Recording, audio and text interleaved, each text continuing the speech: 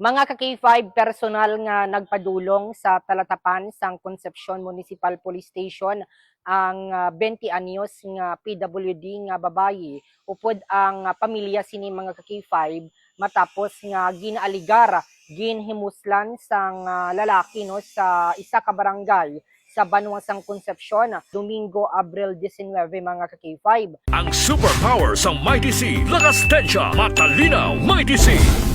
Sa interview sang K5 News Ramsara kay Police Staff Sergeant Jenny G. Gabayaron, Assistant Women and Children Protection Desk o WCPD Officer sang Concepcion MPS, ginkilala ang biktima kay alias Nini, samtang ang suspect naman ang ginhingadlan nga si alias Tuto, 43 anyos.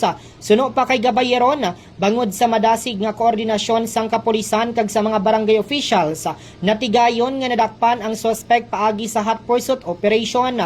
Ginpaidalom naman sa medico-legal examination ang biktima agod mahibalawan ang iya kahimtangan kag makabulig sa investigasyon sang kaso. Dugang pa mayara sang special handling ang kapulisan angot sa sininga kaso kung sa diin nangita sila sang interpreter bangod apa kag bungol ini agod makabulig sa pagkuha sang dugang impormasyon kag sa investigasyon. Nahibalawan nga ang suspect nga dakpan na sa nagligad nga tuig bangod sa kaso nga acts of lasciviousness kag nadakpan man sa illegal nga droga. Dugang pa may madamo na inisang record sa ila barangay. Priso sa karon sa Concepcion Municipal Police Station ang sospitsado samtang ginahikot ang mga kinahanglanon nga dokumento para sa pagpasaka sang nagakaigo nga kaso sa idalom sang Republic Act No. 8353 ukon Anti-Rape Law of 1997. Stable na sa karon ang kahimtangan sang biktima kag yara na ini sa iya pamilya.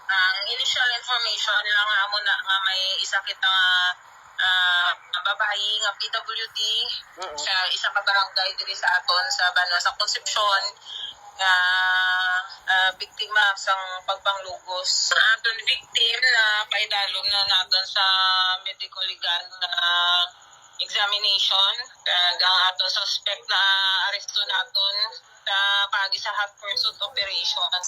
Before may mga record naman siya daan, kaagi man siya nadakpan sa droga. Balita nagikan diri sa Quinto Distrito, ini si K5 Reggie Plazuela de Mayo para sa kampiyon nga balita, serbisyo publiko kag kalingawan sa Quinto Distrito. K5 News FM. This news is brought to you by, do you feel tired all the time? Do you have frequent infections? Do you have always cold? It's a sign of low immune system. Boost your immune system with Clinica D3 Bio.